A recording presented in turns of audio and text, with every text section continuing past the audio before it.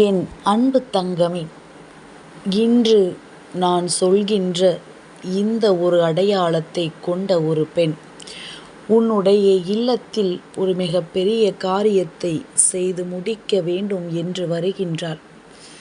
இவளிடத்தில் கவனமாக இருக்க வேண்டிய நேரம் உன் வராகி சொல்வது யார் என்று தெரிந்து கொண்டு நீ சற்று கவனமாக இருந்துவிட்டால் உனக்கும் உன்னுடைய குடும்பத்திற்கும் மிகவும் நல்லது. அப்படி இது போன்ற எண்ணங்களோடு நம் இல்லத்திற்கு வரக்கூடியவர்கள் யாராக இருக்க முடியும்? இப்படியெல்லாம் கூட இவர்களால் நினைக்க முடியுமா? ஒரு குடும்பத்தில் பிரச்சனைகளை உருவாக்குவதற்கென்றே ஒருவர் இல்லம் தேடி வருகிறார் என்றால் அவர் மனதில் எந்த அளவிற்கு வன்மம் இருக்கும் என்று முதலில் நீ எண்ணிக்கொள். உன் தாயானவள் இதை தெரிந்து கொண்டதனால்தான் இன்று இந்த விஷயத்தை உன்னிடத்தில் சொல்லிவிட வேண்டும் என்று வந்திருக்கின்றேன். பொதுவாக இப்பொழுதெல்லாம் ஆபத்து எங்கிருந்து எப்படி வரும் என்று யாருக்கும் புரிவதில்லை. அதிலும் யாரால் நமக்கு பிரச்சனை வருகிறது என்பதும் இங்கு சரியாக தெரிந்துவிடவில்லை. ஆனால் நடக்கின்ற நேரத்தில் ஏதாவது ஒரு கஷ்டங்கள் நம்மை சுற்றி வந்து விடுகின்றது. ஏதாவது ஒரு பிரச்சனைகள் இந்த வாழ்க்கையில் வந்து உன்னை அதிகமாக வேதனைப்படுத்தி விடுகின்றது. என்ன செய்ய வேண்டும், ஏது செய்ய வேண்டும் என்று யாருக்கும் இங்கு புரியவில்லை. நாம் எவ்வளவோ துன்பங்களை தாண்டி, எவ்வளவோ கஷ்டங்களை தாண்டி இந்த வாழ்க்கையை எப்படியாவது வாழ வேண்டும் என்று நினைத்து கொண்டிருக்கும் பொழுது நம் வாழ்க்கை நம்மை இந்த நிலையில் கொண்டு சேர்த்திருக்கிறதே என்று சொல்லி என் பிள்ளை வேதனைப்படுகின்றாய். நாம் நம்புகின்றவர்கள் எல்லாம் இதுபோல நம்மை தேடி வந்து கஷ்டங்கள் கொடுத்தால் நாம் எங்குதான் செல்வது என்று என் பிள்ளை நீ யோசிக்கின்றாய் அல்லவா? அம்மா சொல்லும் பொழுது இதுவெல்லாம் உனக்கு மனதிற்கு நிச்சயமாக வேதனைகளை உருவாக்குகிறது என்பதனை என்னால் புரிந்து கொள்ள முடிகின்றது. இதையெல்லாம் தாண்டி இந்த வாழ்க்கையில் இதற்கு மேலும் என்ன இருக்கிறது என்பதனை சற்று நீ யோசிக்க வேண்டுமல்லவா? இந்த வாழ்க்கை உனக்கு என்ன கொடுக்கிறது என்பதனை நீ தெரிந்து கொள்ள வேண்டுமல்லவா? அப்படியானால் நிச்சயமாக நான் சொல்கின்ற இந்த விஷயத்தை நீ முழுமையாக தெரிந்து கொள்ளத்தான் வேண்டும். எதற்காகவும் இந்த வாழ்க்கையில் நீ பட்ட ஒவ்வொரு அவமானங்களையும் நீ மறக்கக்கூடாது. அதிலும் குறிப்பாக அந்த அவமானங்களை கொடுத்தவர்களை வாழ்நாளில் நீ மன்னிக்கவும் கூடாது என்பதனை முதலில் புரிந்து கொள். அடுத்தவர்களுக்கு கெடுதல் நினைப்பதை வாடிக்கையாக வைத்திருப்பவர்கள் அடுத்தவர்கள் வாழ்க்கையில் சோதனையை கொடுக்கும் பொழுது ஒரு துளி அளவு கூட சிந்திக்காமல் இருக்கிறவர்கள் எப்பொழுதுமே தன்னுடைய வாழ்க்கை மட்டும் நன்றாக இருக்க வேண்டும் என்று நினைக்கிறார்கள் என்ற அர்த்தம்.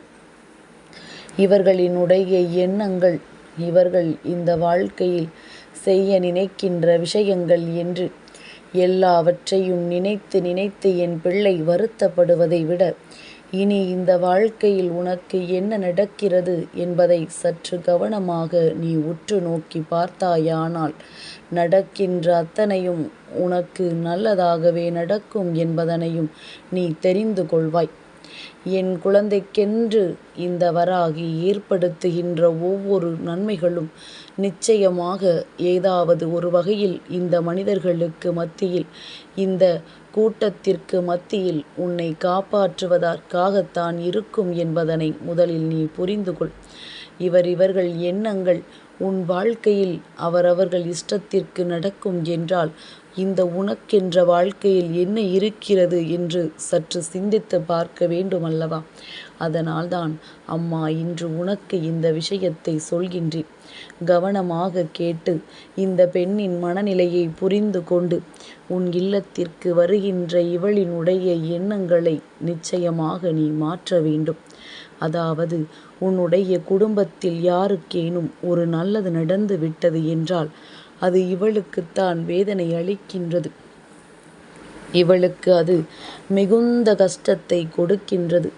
எங்கே இவர்கள் சந்தோஷமாக இருந்து விடுவார்களோ, எங்கே இவர்களுக்கு நல்லது நடந்து விடுமோ என்கின்ற எண்ணம் அதிகமாக வருகின்றது. என்னதான் செய்வது, எப்படித்தான் செய்வது என்று யோசித்து பல நாட்களாக திட்டம் தீட்டி இருக்கிறார்கள். இன்று உன் இல்லத்திற்குள் வருவதற்கு இந்த பெண்ணிற்கு ஒரு வாய்ப்பு கிடைத்திருக்கின்றது.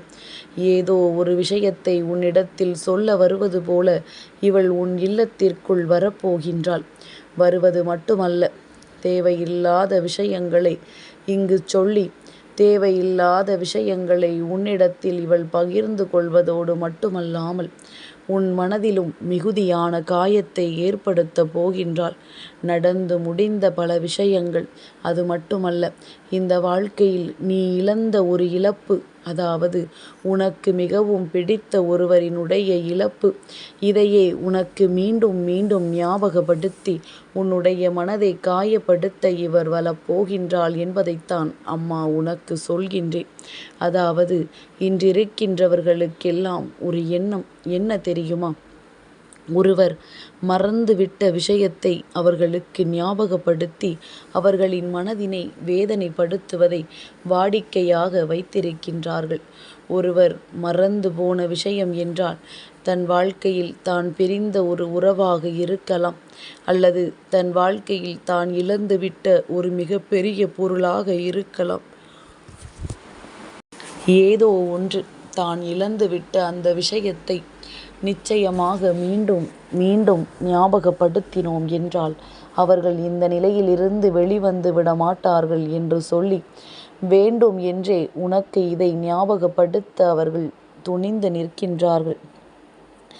இதையெல்லாம் புரிந்து கொண்டு இந்த வாழ்க்கையில் உனக்கென்று நடக்கின்ற விஷயங்களை என்னவென்று தெரிந்து கொண்டு இனிமேல் என்ன நடக்கும் என்பதனையும் நீ உணர வேண்டிய தருணம் உனக்கு வந்துவிட்டது என்றுதான் உன் அம்மா சொல்கின்றேன். இப்படி ஒருவர் நீ மறந்து போன விஷயத்தை மீண்டும் மீண்டும் உனக்கு ஞாபகப்படுத்தி உன்னை காயப்படுத்த துடிக்கிறார் என்றால் நிச்சயமாக என் குழந்தை, இவர்களிடத்திலிருந்து நீ எச்சரிக்கையாகத்தான் இருக்க வேண்டும். உனக்காக நான் வந்து உன் முன்னால் தருகின்ற ஒவ்வொரு நன்மைகளும் என்னவென்று நிச்சயமாக நீ தெரிந்து கொள்ள வேண்டும். நான் ஒவ்வொரு நாளும் உன்னோடு தான் இருக்கின்றேன். இந்த மனிதர்களினுடைய எண்ணங்களை எல்லாம் நான் தெளிவாக தெரிந்து கொண்டுதான் இருக்கின்றேன். நமக்கு ஒரு இல்லத்தில் இழப்பு இருக்கிறது என்றால் அங்கே சென்று மீண்டும் மீண்டும் அவர்களை பற்றியே ஞாபகப்படுத்துவதும், அவர்கள் அதை மறந்து வெளிவர முயற்சிக்கின்ற நேரத்தில் வேண்டும் என்றே அவர்களுக்கு அதை பற்றி எதையாவது சொல்லி கண்ணீர் சிந்த வைப்பதும் வேலையாக வைத்து கொண்டிருக்கிறார்கள் என்றால் மிக விரைவாகவே இவர்கள் வாழ்க்கையிலும் இது போன்ற ஒரு பிரிவினை இவர்கள் சந்திக்க நேரிடும். அப்பொழுதுதான் அடுத்தவர்களின் கண்ணீருக்கும் கவலைக்கும் காரணம் என்னவென்பதனை இவர்களால் புரிந்து கொள்ள முடியும். இது எந்த அளவிற்கு வலிக்கும், நாம் சொன்ன விஷயம் இவர்களுக்கு எந்த அளவிற்கு வேதனையை ஏற்படுத்தும் என்பது நிச்சயமாக அப்பொழுதுதான் அவர்களுக்கு புரியும் என்பதனை என் குழந்தை நீ புரிந்து கொள்ள வேண்டும். இந்த நேரத்தில் நீ இதையெல்லாம் கடந்துவிட்டு உனக்கான சந்தோஷத்தை பெற்றுக்கொள்ள நிச்சயமாக உன் தாயானவள் நான் சொன்னது போல இது போன்றவர்களின் வார்த்தைகளை செவி கொடுத்து கேட்காமல் இவர்கள் கேட்கின்ற கேள்விகளுக்கெல்லாம் ஏருக்கு மாறாக ஒரு முறை பதில் சொல்லிப்பார். மீண்டும் உன்னிடத்தில் வந்து பேசுவதற்கு நிச்சயமாக இவர்கள் யோசிக்கத்தான் செய்வார்கள். உன்னிடத்தில் ஒரு விஷயத்தை சொல்வதற்கு இவர்கள் நிச்சயமாக சிந்திக்கத்தான் செய்வார்கள் என்பதனை நீ புரிந்து கொள். என் பிள்ளையே, இவரின் அடையாளம் என்ன தெரியுமா? உன் இல்லத்திற்கு மிகவும் அருகில் இருக்கக்கூடிய ஒரு பெண். உயரம் சற்று குறைவுதான், ஆனால் மனதில் வஞ்சகம் அதிகம். சிரித்து பேசியே மற்றவர்களை மயக்கத் தெரிந்தவர். இவர் சிரிப்பை கண்டால் உண்மையான அன்புள்ளம் கொண்டவர் என்று எல்லோரும் நம்பி விடுவார்கள். ஆனால் மனதிற்குள் தேக்கி வைத்திருக்கின்ற அத்தனையும் குப்பை என்பது யாருக்கும் தெரியாது. ஆனால் உனக்கு ஓரளவிற்கு இவர்களை பற்றி தெரியும்.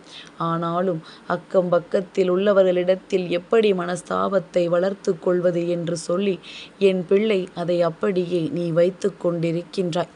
இனிமேலாவது கவனமாக இரு. இவர்களிடத்தில் தேவையில்லாத வார்த்தைகளை எப்பொழுதும் பேசிவிடாதே. என் அன்பு தங்கமே, இந்த வராகி அம்மாவினுடைய ஆசீர்வாதங்கள் என்றென்றைக்கும் உனக்கு முழுமையாக கிடைத்து கொண்டே இருக்கும்.